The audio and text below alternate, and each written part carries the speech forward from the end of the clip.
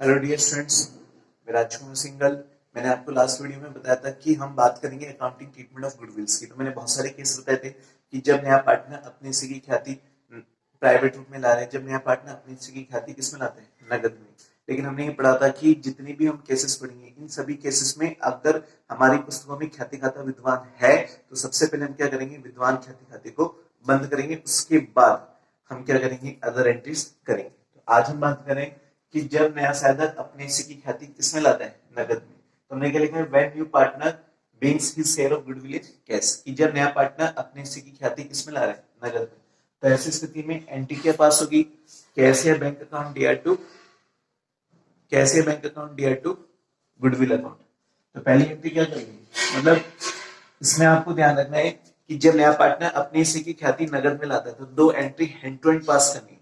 मतलब बिना सोचे दो एंट्री करनी है कि कैश अकाउंट डियर, कैश या bank account dear to goodwill account, और दूसरी एंट्री होती है goodwill account dear to old partners. वैसे तो ओल्ड बोलते हैं, लेकिन यहाँ पर ओल्ड नहीं बोल के हम क्या बोल रहे हैं, सेक्रीफाइंग पार्टनर। सेक्रीफाइंग क्यों बोल रहे हैं, क्योंकि ओल्ड में कोई जरूरी नहीं कि सभी पार्टनर सेक्रीफाई करें। किसी पार्टनर को सेक्रीफाई नहीं होता है, किसी पार्टनर को गेन हो जाता है। इसलिए यहाँ पर हम ओल्ड पार्टनर्स में ओनली कौन से लेंगे, सेक्रीफाइड पार्टनर। तो हमने क्या लिखा है कि पहली एंट्री होती है cash account dear to goodwill account, और नरेशन क्या लिख रहे हैं, being amount of goodwill brought in cash by new partners. Brought in cash का मतलब कि नया पार्टनर अपने हिस्से की गुडविल किस में ला रहा है, कैश में।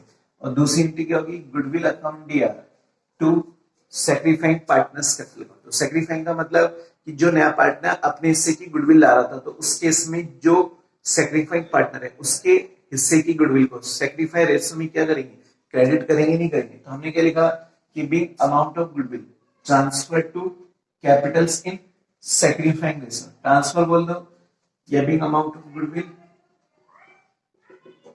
Credited to sacrificing partner.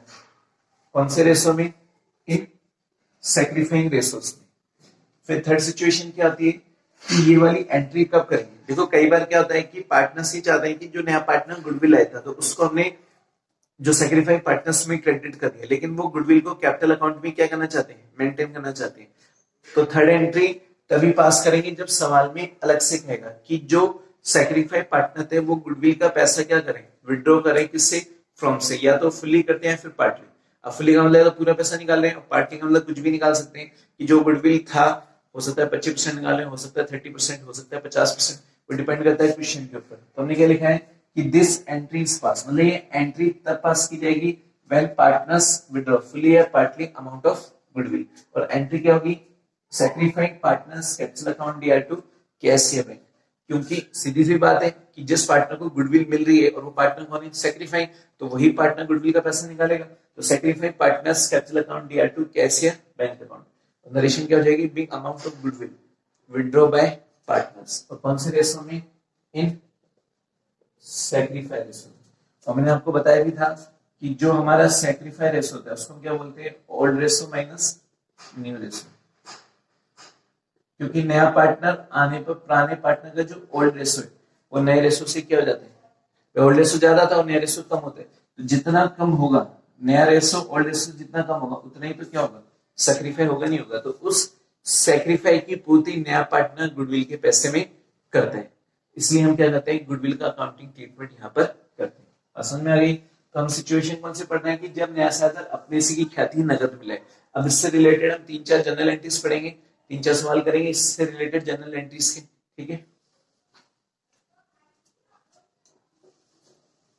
तो आपको ध्यान रखना है इसमें दो एंट्री तो करेंगे, नहीं करेंगे, तीसरी एंट्री तब करेंगे जब सवाल में कहेगा।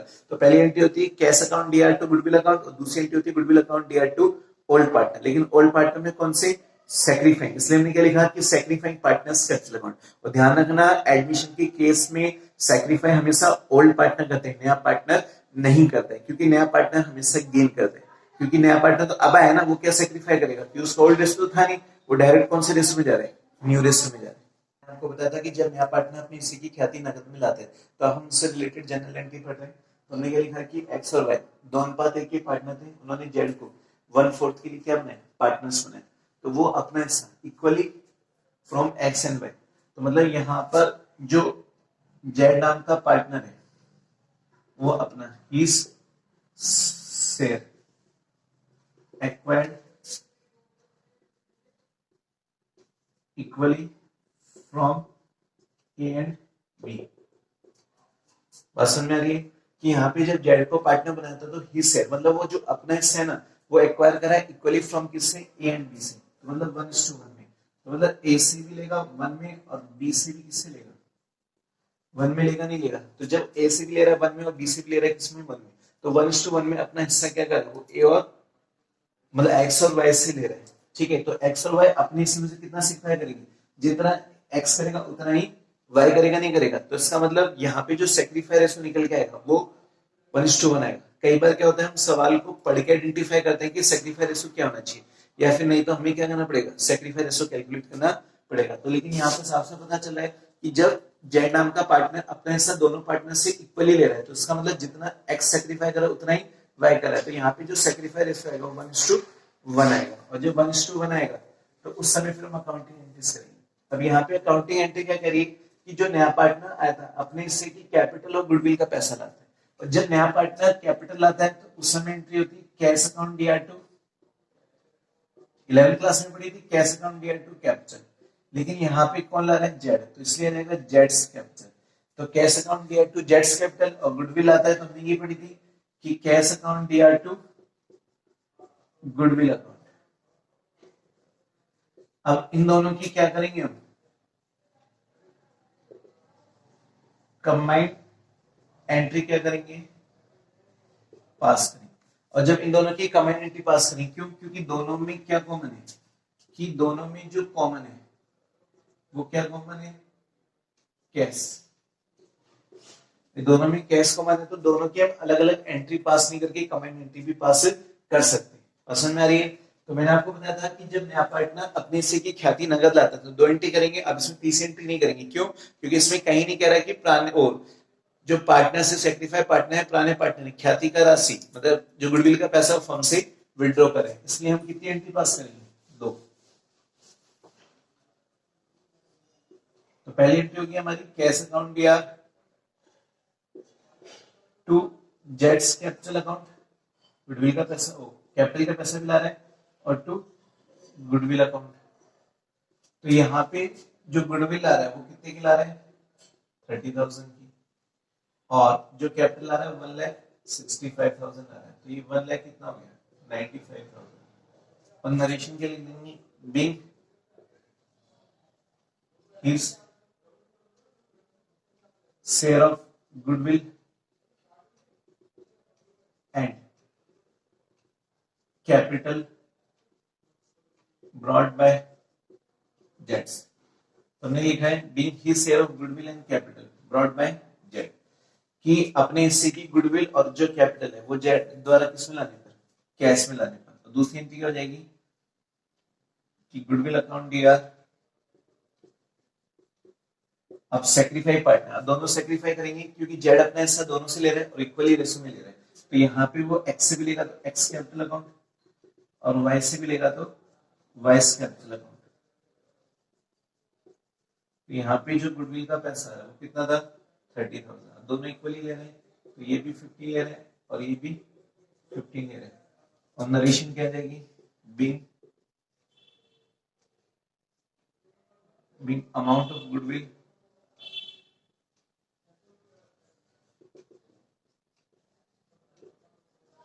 credited to partners in their sacrifice ratio 1:1।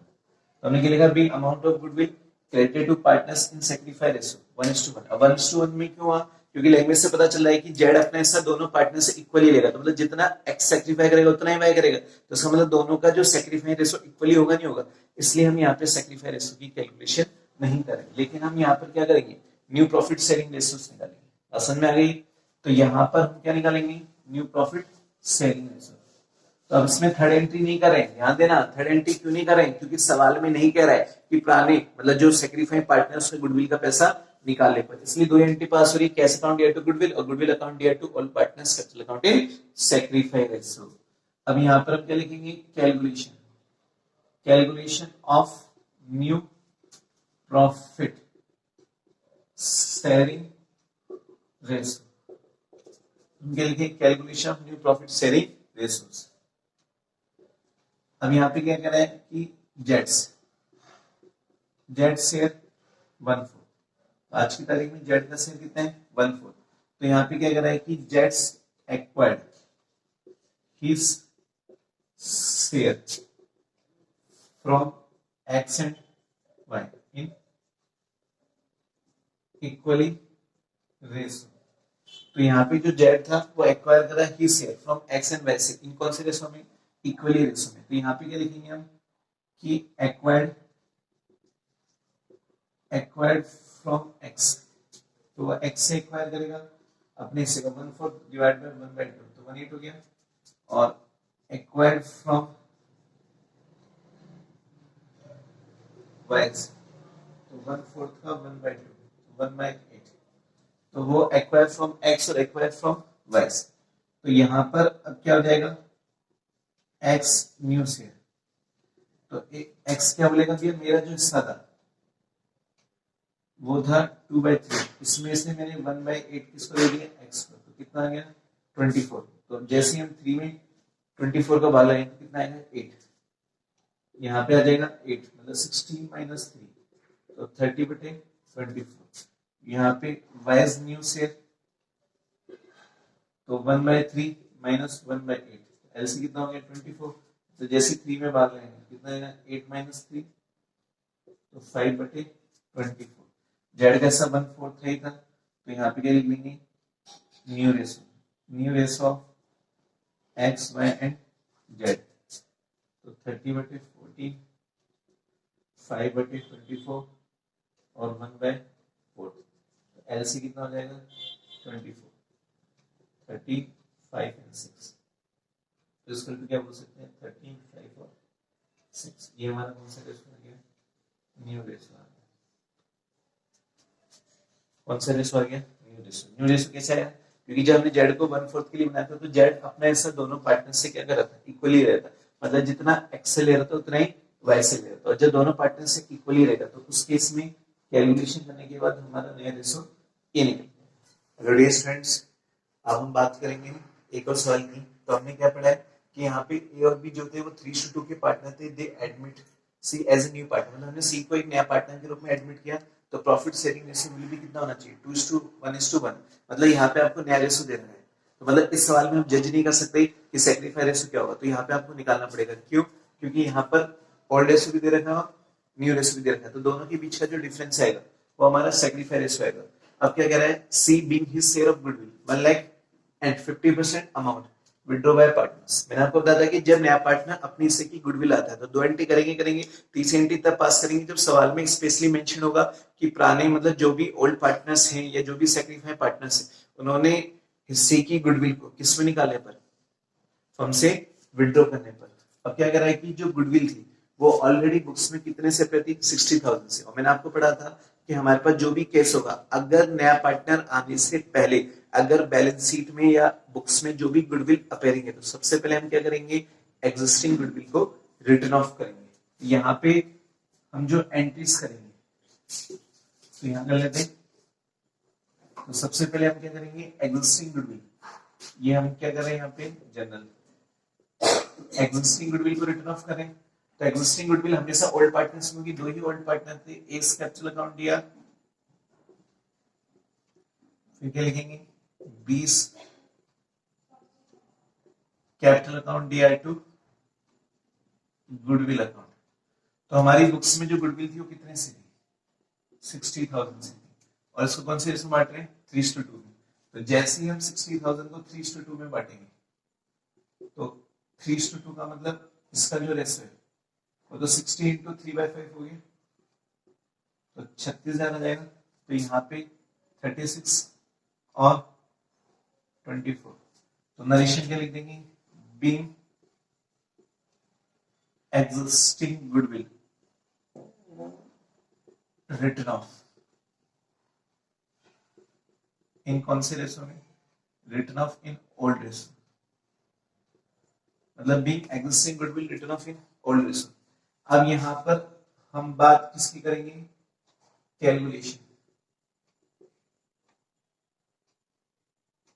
Calculation of sacrifice ratio, तो यहाँ पे जो ओल्ड रेशो है ऑफ इसका ए एंड बी का वो 3:2 है, और जो न्यू रेशो है ऑफ इसका ए बी एंड सी 2:1:1। तो यहाँ पे जो ओल्ड रेशो है वो ये है और न्यू रेशो ये है। और मैंने आपको बताया था सेक्रीफाई रेशो का फॉर्मूला क्या होता है, तो सेक्रीफाई रेशो बराबर क्या होगा, old ratio minus new ratio. तो यहाँ पे हम किसका निकालेंगे, ए का। तो जब ए का निकालेंगे तो ए का जो ओल्ड रेशो है वो कितना हो रहा है 3/5 और माइनस 2/4, एलसी कितना हो गया 20।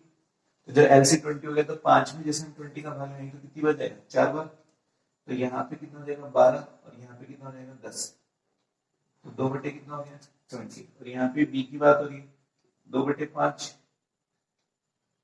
माइनस 1/4, एलसी कितना हो गया 20। तो ये कितना हो जाएगा 12 नहीं 8 माइनस 5, तो 3 कितना हो गया 20। तो इसका मतलब हमारा जो सेक्रीफाई रेशो आ रहा है वो कितना आ रहा है 2:3 आ रहा है। आ रहा है नहीं आ रहा है। तो हमने कैसे निकाला कि हमारे पास ओल्ड रेशो देने का था न्यू रेशो, दोनों के बीच का जो डिफरेंस आ रहा है वो हमारा कौन सा रेशो कहलाता है सेक्रीफाई रेशो, क्योंकि ओल्ड ज्यादा न्यू कम है ना, तो ओल्ड ज्यादा न्यू कम है तभी तो सेक्रीफाई रेशो आ रहा है। क्योंकि हमने पढ़ा था कि जब नया पार्टनर पार्टनरशिप में एडमिट होता है तो उस केस में पुराने पार्टनर अपने हिस्से में से जितना हिस्सा नए पार्टनर को सेक्रीफाई करते हैं उस केस में हम क्या करते हैं सेक्रीफाई रेशो की कैलकुलेशन करते हैं। तभी तो हमने लिखा ये ओल्ड है और ये हमारा न्यू है। तो कई बार नील भी आ सकता है और कई बार गेन भी आ सकता है, वो बात की बात है। अब देखो हमारे पास सेक्रीफाई रेशो आ गया। अब हमारे पास जो पुस्तकों में ख्याति खाता विद्वान था हमने उसको बंद कर दिया। हमने ये पढ़ा था कि अगर हमारी पुस्तकों में ख्याति खाता विद्वान है तो सबसे पहले हम विद्वान ख्याति खाते को बंद करेंगे, उसके बाद फिर हम 2 जर्नल एंट्रीज करेंगे। अब नया पार्टनर अपने हिस्से की ख्याति नगद में लाते हैं तो क्या लिखेंगे cash account dear to goodwill account. तो cash account dear to goodwill account. अब इसमें कैपिटल के बारे में कुछ नहीं कर रहे, तो गुडविल कितने ला रहा है 1 लाख। नरेशन क्या लिख देंगे being amount of goodwill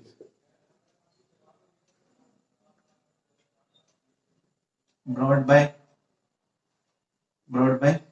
C in cash। ऐसे भी लिख सकते हैं being his share of goodwill brought by C in cash। अब जैसे गुडविल नगद में लाया तो दूसरी एंट्री हो जाएगी कि गुडविल अकाउंट दिया। अब 2 पार्टनर्स हैं ए और बी, तो ए कैपिटल अकाउंट और बी कैपिटल अकाउंट। तो जो गुडविल है वो कितने लाख की आएगी 1 लाख की। तो इस 1 लाख की गुडविल को दोनों पार्टनर कौन से पार्टनर में रेशो बांटे सेक्रीफाई रेशो में 2:3 में। तो इसका मतलब 40,000 तो इसको मिल जाएगा और 60,000 इसको रहेगा। तो ये कौन से रेशो में जाएगी इन सेक्रीफाई रेशो 2:3 में। अब बात आती है थर्ड एंट्री क्यों करेंगे, क्योंकि सवाल में स्पेशली कह रहा है कि 50% अमाउंट विड्रॉ बाय पार्टनर। जब पार्टनर द्वारा 50% अमाउंट विड्रॉ किया जाता है तो उस केस में फिर हम थर्ड एंट्री पास करेंगे।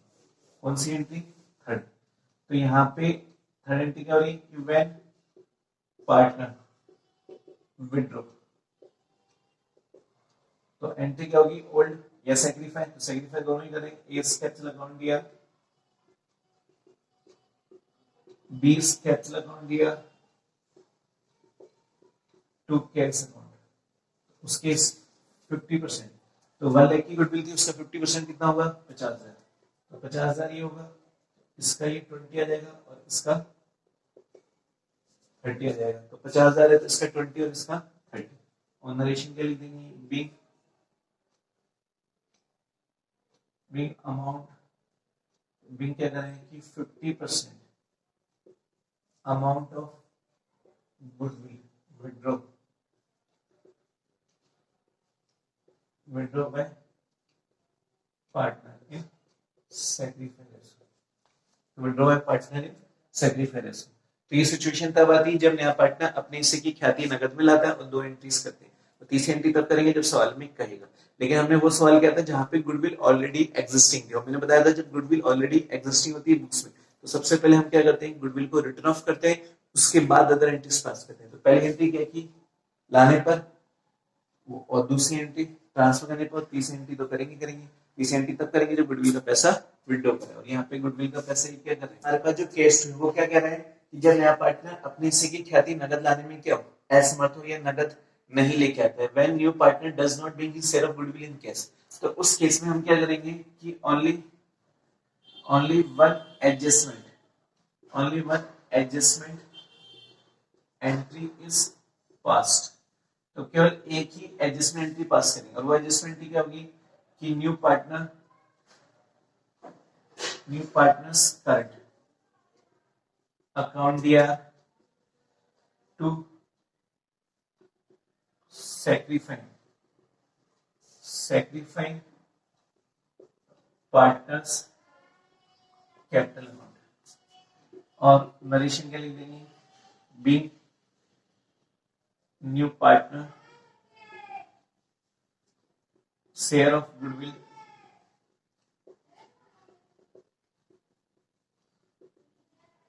credited to sacrificing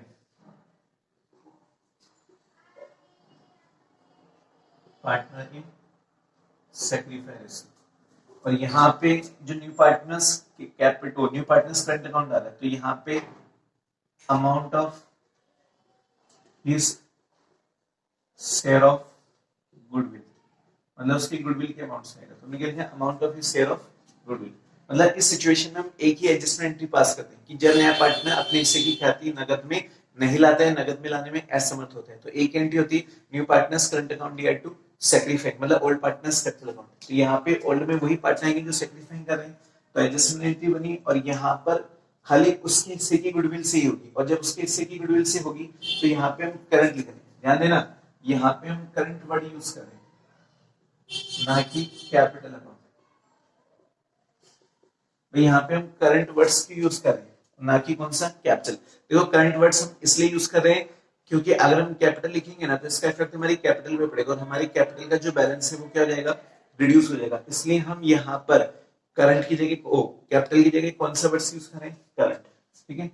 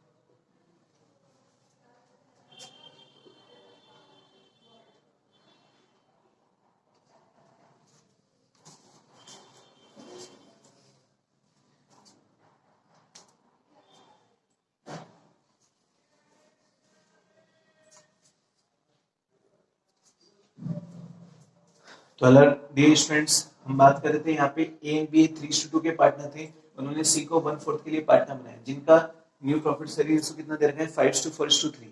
अब यहाँ पे क्या कह रहा है कि C bring his share of capital कितना 50,000, मतलब सी अपने हिस्से की कैपिटल कितनी ला रहा है 50,000, but could not bring any amount for goodwill, मतलब गुडविल के लिए कोई भी राशि नहीं ला रहा है। तो मतलब गुडविल के लिए कोई भी राशि नहीं ला रहा है, तो इसका मतलब कि सी अपने हिस्से की ख्याति नगद में नहीं ला रहा है। और गुडविल की जो वैल्यूएशन हो रहा है, मतलब goodwill valued on C's admission at कितना 48,000, मतलब गुडविल की वैल्यूएशन पे सी का जो एडमिशन हो रहा है 48,000 हो रहा है। तो आपको क्या करनी है, जनरल एंट्रीज करनी है। तो यहां पर सबसे पहले हम आंसर लिख रहे हैं,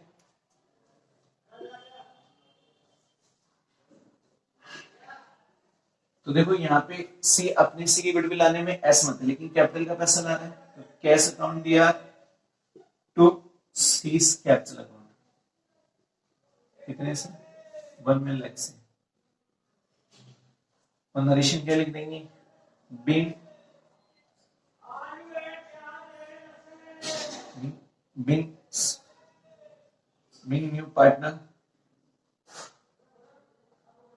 न्यू पार्टनर इज, या ऐसे लिख दो being seize capital brought brought in cash.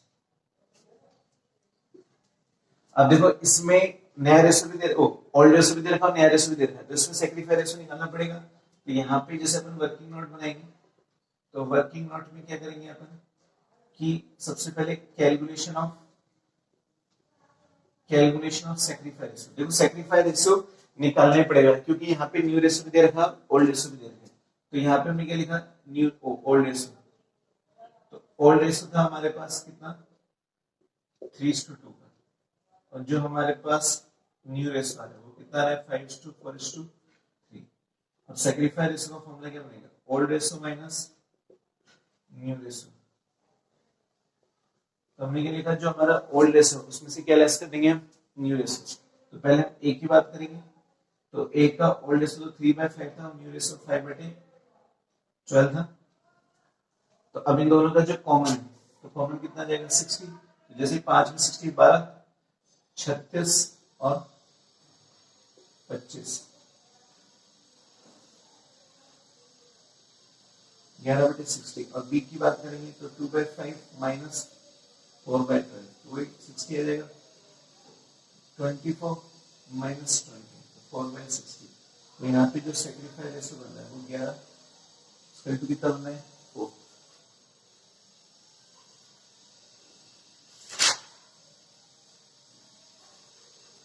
अब देखो यहाँ पे जेड ने जो एडमिशन किया था उस समय गुडविल का वैल्यूएशन कितने से हुआ था 40,000 से हुआ था, लेकिन जेड अपनी हिस्से की गुडविल को कैश में लाने में क्या था एस मत था, तो उस केस में एडजस्टमेंट की होती है, और एडजस्टमेंट की बताई थी मैंने कि न्यू पार्टनर, तो न्यू कौन है यहाँ पे सीज, तो सीज कैपिटल लिखता है, तो सीज करंट अकाउंट दिया। अब दोनों ही सेक्रीफाई करें कि ए भी करें तो ए कैपिटल अकाउंट और बी भी करें तो बी कैपिटल अकाउंट।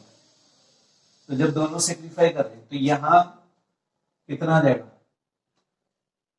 यहां आ जाएगा, वो निकालना पड़ेगा। तो यहां पर हम देखेंगे ये सेकंड वर्किंग नोट में क्या है, सी शेयर ऑफ गुडविल, हमने क्या लिखा गुडविल ऑफ द फर्म, तो फर्म की जो गुडविल है वो कितने की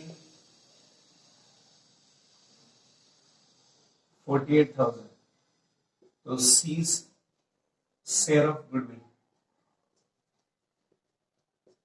48,000 मल्टीप्लाई 1/4,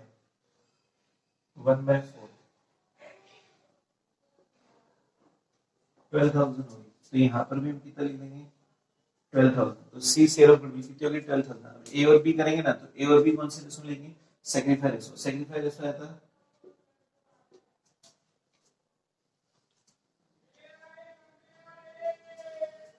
अब इसको सेक्रीफाई रेशो बांटेंगे, तो जो सेक्रीफाई रेशो आएगा वो आएगा 8800 और 3200, और नरेशन क्या लिख देंगे, being being C's share of goodwill credited to A and B in sacrifice.